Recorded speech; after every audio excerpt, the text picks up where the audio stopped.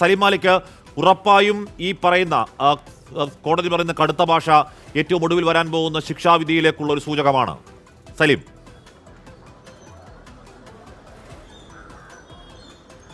തീർച്ചയായും ഹാഷ്മി, അത് ഒരു കടുത്ത ശിക്ഷ തന്നെ ഗ്രീഷ്മയെ കാത്തിരിക്കുന്നു എന്ന് നിസ്സംശയം പറയാം. അത് തന്നെയാണ് കോടതി ഓരോ നിമിഷവും ഈ വിധിന്യായത്തിലൂടെ വായിച്ചുകൊണ്ടിരിക്കുന്നതിന്റെ ഏറ്റവും ഒടുവിലായി പുറത്തുവരുന്ന കാര്യങ്ങൾ. അതായത് ഏറ്റവും നിർണായകമായൊരു നിരീക്ഷണം കോടതി നടത്തിയിരിക്കുന്നത് പ്രകോപനം ഒന്നുമില്ലാതെയാണ് ഷാരോൺ ഈ കൊലപാതകം നടത്തിയത് എന്നുള്ളതാണ്. യാതൊരുവിധമായ പ്രകോപനവും ഉണ്ടാകാതെ ഷാരോൺ കൊലപാതകം നടത്തി, ഷാരോണിനെ കൊലപ്പെടുത്തി, ഗ്രീഷ്മ ആ കൊലപാതകം നടത്തി. മാത്രമല്ല, ഷാരോൺ ഗ്രീഷ്മയെ അടിച്ചു എന്ന പ്രതിയുടെ വാദം തെറ്റ് എന്ന് കോടതി പറയുന്നുണ്ട്. പ്രതിഭാഗത്തിന്റെ പ്രധാനപ്പെട്ട ഒരു വാദമായിരുന്നു ഷാരോൺ ഉപദ്രവിച്ചു എന്നുള്ളത്. ആ വാദം തെറ്റ് എന്ന് കോടതി കണ്ടെത്തിയിരിക്കുന്നു.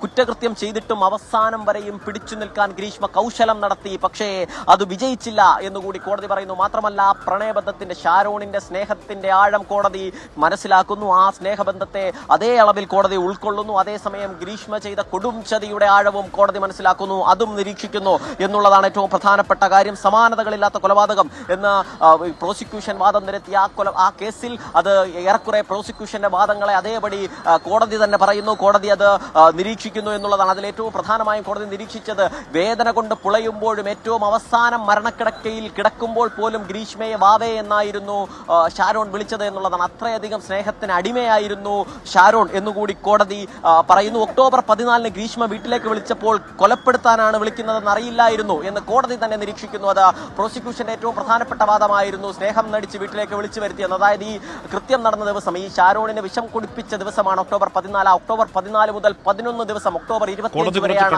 പക്ഷേ ഈ കേസിന്റെ ഒരു ഗൗരവം കണക്കെടുത്തലാവണം. കോടതി പറയുന്നു, സ്നേഹിക്കുന്ന ഒരാളെയും വിശ്വസിക്കാൻ കൊള്ളില്ല എന്ന സന്ദേശമാണ് ഈ കേസ് നൽകുന്നത് എന്നൊക്കെ കോടതി പറയുകയാണ്. അത് എനിക്ക് തോന്നുന്നു ഈ കേസിനെ ജനറലൈസ് ചെയ്ത് പറയാൻ കഴിയുമോ എന്നറിയില്ല. സ്നേഹിക്കുന്ന ഒരാളെയും വിശ്വസിക്കാൻ കൊള്ളില്ല എന്ന സന്ദേശം ഈ കേസ് നൽകുകയാണ്. കുറ്റകൃത്യം ചെയ്തിട്ടും അവസാനം വരെ പിടിച്ചു നിൽക്കാൻ ശ്രമിച്ച ഗ്രീഷ്മയുടെ കൗശലം വിജയിച്ചില്ല. ഷാരോണിന്റെ പ്രണയത്തെ വഞ്ചനാപൂർവ്വം ഒറ്റി ഗ്രീഷ്മ എന്ന് തന്നെ കൃത്യമായി തന്നെ പറയുകയാണ്. ഏറ്റവും ഒടുവിലും കൊല്ലാൻ തീരുമാനിക്കുമ്പോഴും ആ സ്നേഹബന്ധം തുടരുന്നു എന്ന് ഭാവിച്ചു. ആ സ്നേഹബന്ധം തുടർന്നുകൊണ്ടാണ് വീട്ടിലേക്ക് വിളിക്കുന്നത്. ലൈംഗിക ബന്ധത്തിൽ ഏർപ്പെടാൻ തന്നെയാണ് ഗ്രീഷ്മ ഷാരോണിനെ വീട്ടിലേക്ക് ക്ഷണിക്കുന്നത്. അതിനുശേഷം ഈ കൊലപാതക കൃത്യം തുടരുമ്പോഴും സ്നേഹമുണ്ട് എന്ന് ഭാവിക്കാൻ ശ്രമിച്ചുകൊണ്ടിരുന്നു ഗ്രീഷ്മ. ഇപ്പോൾ ആ പശ്ചാത്തലത്തിലൊക്കെ ആവണം ഇതിനെ ജനറലൈസ് ചെയ്യാൻ കഴിയുമോ എന്നറിയില്ല. പക്ഷേ കോടതി പറയുന്നു, സ്നേഹിക്കുന്ന ഒരാളെയും വിശ്വസിക്കാൻ കൊള്ളില്ല എന്ന സന്ദേശം ഈ കേസ് നൽകുകയാണ്. ഒക്ടോബർ 14 ഗ്രീഷ്മ വീട്ടിലേക്ക് വിളിച്ചപ്പോൾ കൊലപ്പെടുത്താനാണ് വിളിക്കുന്നതെന്ന് അറിയില്ലായിരുന്നു. കുറ്റകൃത്യം ചെയ്തിട്ടും അവസാനം വരെ പിടിച്ചു നിൽക്കാൻ ശ്രമിച്ച ഗ്രീഷ്മയുടെ കൗശലം വിജയിച്ചില്ല.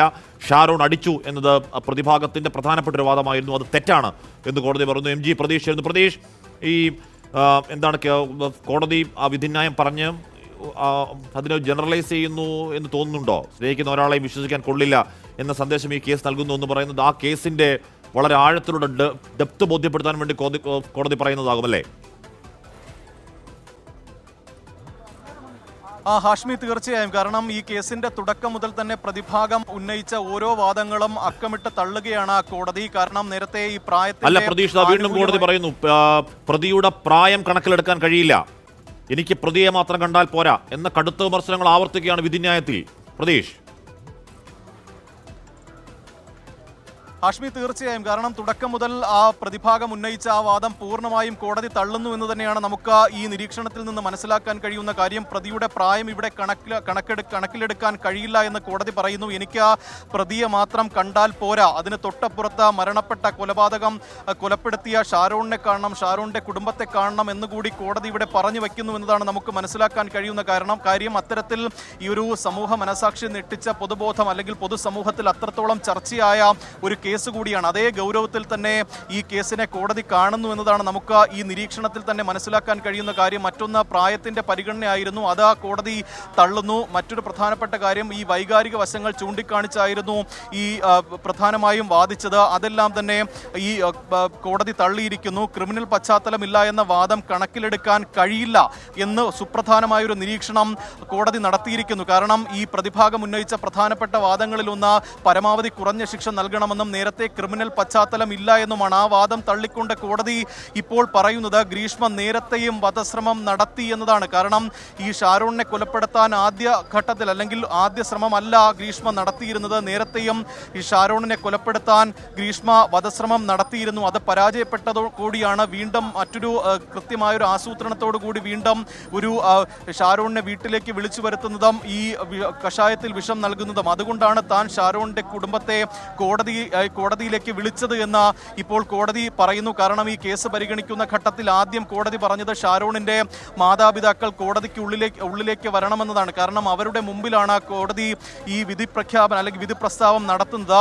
ഗ്രീഷ്മ വീണ്ടും വീണ്ടും കുറ്റകൃത്യം ചെയ്തു. ഗ്രീഷ്മ ഒരു തവണ മാത്രമല്ല, തുടർച്ചയായി ഗ്രീഷ്മ കുറ്റകൃത്യം ചെയ്തുവെന്ന് കോടതി ഇവിടെ പറയുന്നുണ്ട്. കാരണം ആദ്യഘട്ടത്തിൽ ഷാരോണിനെ കൊലപ്പെടുത്താൻ ഗ്രീഷ്മ ജ്യൂസ് ചലഞ്ച് നടത്തി. പക്ഷേ സംശയം തോന്നി ആ ജ്യൂസ് ഷാരോൺ കുടിച്ചിരുന്നില്ല. പിന്നീടാണ് വീണ്ടും ആസൂത്രണത്തോടു കൂടി ഷാരോണിനെ വീട്ടിൽ വിളിച്ചു വരുത്തുകയും ഈ കഷായം നൽകുകയും ചെയ്തത്. പക്ഷേ അപ്പോഴും ഈ കുറ്റകൃത്യം തന്നെ കൊലപ്പെടുത്താനാണ് ഗ്രീഷ്മ വീട്ടിലേക്ക് വിളിച്ചു വരുത്തിയത് എന്ന് ഷാരോണിന് അറിയില്ലായിരുന്നുവെന്ന് കോടതി പറയുന്നുണ്ട്. ആദ്യം ജ്യൂസ് ചലഞ്ച്, പിന്നീട് കൊലപാതകം എന്നതാണ് പ്രധാനമായും കോടതി പറയുന്നത്. ജീവപര്യന്തം നൽകാവുന്ന കുറ്റം ചെയ്ത ശേഷം മുൻപ് കുറ്റകൃത്യം ചെയ്തിട്ടില്ല എന്ന് പറയുന്നത് തെറ്റ്. അതായത് വധശ്രമം, ജീവപര്യന്തം വരെ ലഭിക്കാവുന്ന വധശ്രമ കുറ്റം ചെയ്ത ശേഷം താൻ മുൻപ് കുറ്റം ചെയ്തിട്ടില്ല എന്ന് പറയുന്നത് ശരിയല്ല എന്ന് കോടതി പറയുന്നുണ്ട്. സുപ്രധാനമായ നിരീക്ഷണമാണ് കോടതിയുടെ ഭാഗത്ത് നിന്ന് വരുന്നത്. അതായത് പ്രതിഭാഗം ഉന്നയിച്ച ഓരോ വാദങ്ങളും കോടതി ഖണ്ഡിക്കുന്നു എന്നതാണ്.